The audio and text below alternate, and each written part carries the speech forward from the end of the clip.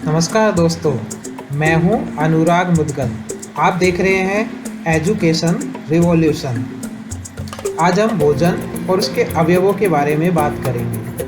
आप सभी जानते हैं, हम भोजन पेड़ पौधे और जीव जंतुओं से प्राप्त करते हैं। पेड़ पौधे अपना भोजन सूर्य के प्रकाश में कार्बन डाइऑक्साइड, जमीन से खनिज लवण आदि प्राप्त करके, पोषक तत्व प्राप्त करके प्रकाश संश्लेषण की क्रिया के द्वारा अपना भोजन बनाते हैं। तो जब हम उन पौधों को खाते हैं तो उन पौधों से हमें तरह तरह की चीज़ें मिलती हैं। तो अब सवाल आता है कि आखिर हम भोजन क्यों करते हैं और भोजन करने से हमें क्या फ़ायदा है। तो भोजन करने से हमें अनेक तरह के फ़ायदे होते हैं। आपको पता है, जब हमें भूख लगती है तब हम पौधे और जंतुओं से जो भी भोजन ग्रहण करते हैं उनसे हमारे शरीर को ऊर्जा प्राप्त होती है, हमारे शरीर की कार्य करने की क्षमता बढ़ती है। इसी प्रकार भोजन हमारे शरीर की वृद्धि और विकास के लिए भी ज़रूरी है। तो अगर हम देखें कि हमें भोजन किस प्रकार लाभदायक है या भोजन से हमें क्या क्या फ़ायदे होते हैं, तो सबसे पहला फ़ायदा तो यही हुआ कि सजीवों में, यानी सभी सजीवों को भोजन से कार्य करने के लिए ऊर्जा मिलती है। यदि हम 2-3 दिन खाना नहीं खाएं, यदि हमें भोजन ना मिले तो हमारे शरीर में कोई ताकत नहीं बचती और हमारा शरीर एकदम से कमज़ोर जैसा महसूस होता है। तो कोई भी कार्य करने के लिए ऊर्जा चाहिए और ऊर्जा हमें भोजन से मिलती है। इसी तरह से हमारा शरीर निरंतर वृद्धि कर रहा है, उसका विकास होता है, निर्माण होता है और साथ में ही कोई टूट फूट हो जाती है, कोई चोट लग जाती है, उसकी मरम्मत भी के लिए भी हमें भोजन की आवश्यकता पड़ती है। तो इस तरह से हमारे शरीर के वृद्धि, विकास, निर्माण में भी भोजन सहायक है। इसी तरह से यह हमारे शरीर के रोगों से भी सुरक्षा प्रदान करता है, यानी हमें तरह तरह से जीवाणु, विषाणु से शरीर लगातार लड़ता रहता है और उन रोगों, जीवाणुओं को मारने के लिए हमें ऊर्जा के साथ में कई तरह के पोषक तत्वों की जरूरत होती है। तो इस तरह से भोजन हमारे शरीर को रोगों से भी सुरक्षा प्रदान करता है। पौष्टिक भोजन जो होता है वो हमारे शरीर की बुद्धि, यानी मस्तिष्क के विकास में भी सहायता करता है।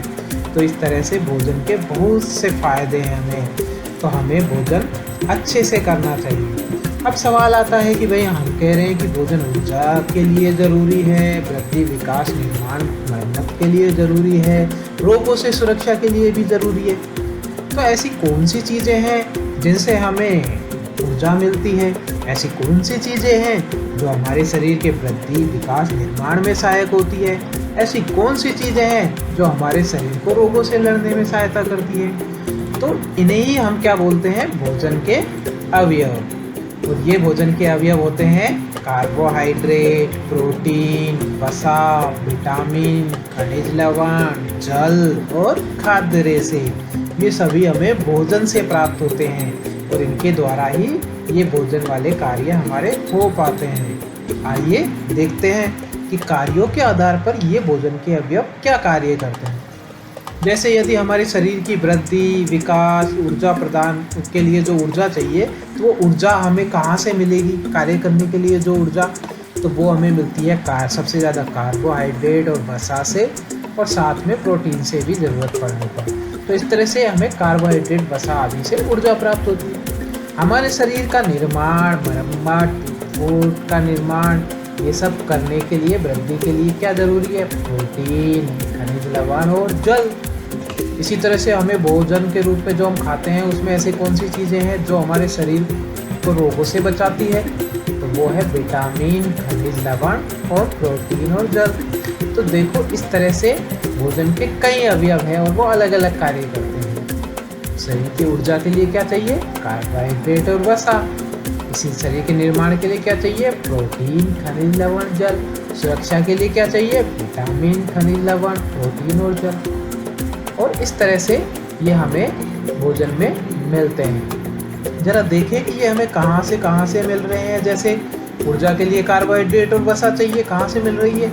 गेहूँ, चावल, आलू, चीनी। ऐसे ही वसा कहाँ से मिल रही है? घी, तेल, ऐसे चिकने पदार्थों से।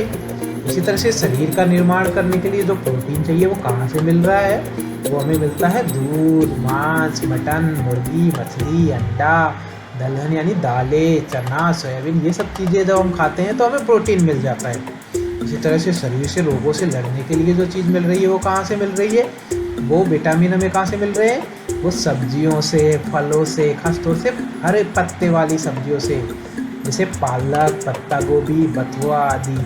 इसी तरह से कुछ रेशे भी मिल रहे हैं, सलाद, बैंगन, ये सभी फल सब्जियां होती हैं जिसमें खूब विटामिन होते हैं और इनसे हमारे शरीर को रोगों से लड़ने में सहायता करते हैं। तो आपको समझ में आया, जब हम भोजन खाते हैं तो हमारा शरीर उस भोजन से कौन सी चीज़ें लेता है, जैसे कार्बोहाइड्रेट, प्रोटीन, वसा, विटामिन, खनिज लवण, जल आदि पोषक तत्वों को वो भोजन से लेता है और वो हमारे शरीर में कार्य करता है। एक बार फिर से हम रिपीट करेंगे, क्या क्या होते हैं भोजन के अवयव, प्रोटीन, कार्बोहाइड्रेट, वसा, खनिज लवण, खाद्य रेशे, जल, विटामिन, ये सब भोजन के अवयव कहलाते हैं। तो आप सबको समझ में आ गया होगा। तो अगली बार हम एक एक करके इनको विस्तार से पढ़ेंगे। जैसे सबसे पहले हम पढ़ेंगे कार्बोहाइड्रेट के बारे में, तो आप लगातार देखते रहिएगा। अगला जो वीडियो होगा वो कार्बोहाइड्रेट के बारे में होगा। आज हमने केवल पढ़ा है भोजन के अवयवों के बारे में। एक बार फिर से रिपीट करेंगे, प्रोटीन, वसा, कार्बोहाइड्रेट, खनिज लवण, विटामिन और जल, ये सब हमें भोजन से मिलते हैं। अब ये कहाँ से कार्बोहाइड्रेट के स्रोत क्या हैं, उनके क्या फ़ायदे हैं, ये सब अगले वीडियो में पढ़ेंगे। तो आप बने रहिएगा हमारे साथ एजुकेशन रिवॉल्यूशन में।